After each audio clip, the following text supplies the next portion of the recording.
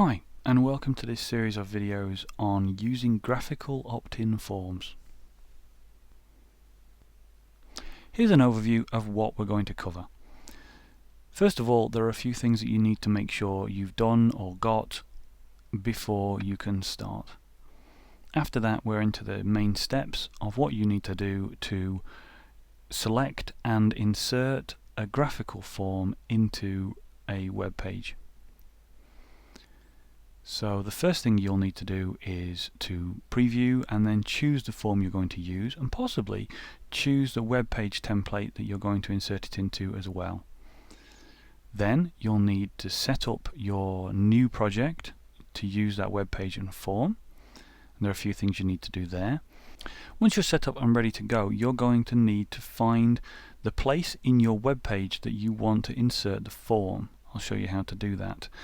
Then you need to take the code that makes the form appear and insert that into the web page. Very often you'll be replacing an existing form in a web page, so don't worry.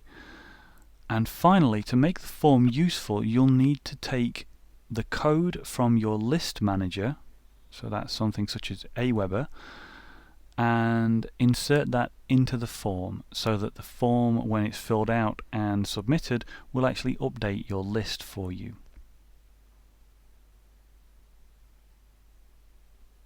Before we start choosing and inserting our graphical opt-in forms, there are a few things we'll need to check that we've done. The first and most obvious would be to locate our graphical opt-in forms.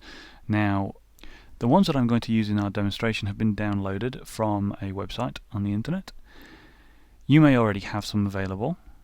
Either way, you will need to first of all download or locate the files for your graphical opt-in forms, and possibly for the web page that you're going to insert them into.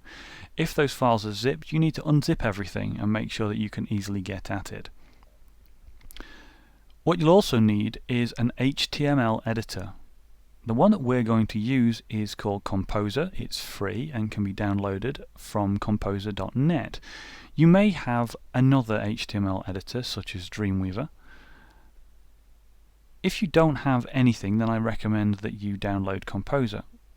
However, what I'm going to demonstrate can be carried out with any HTML editor. In fact, it can be carried out with a basic text editor. However, I recommend that you use an HTML editor because it does certain checks for you.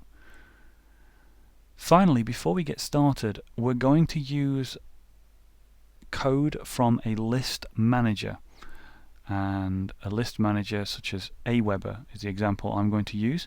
So the best thing to do before we start is to make sure that you've created the form and the mailing list associated with that form, and have the code to hand, because we're going to need to copy that code and insert it into our final page.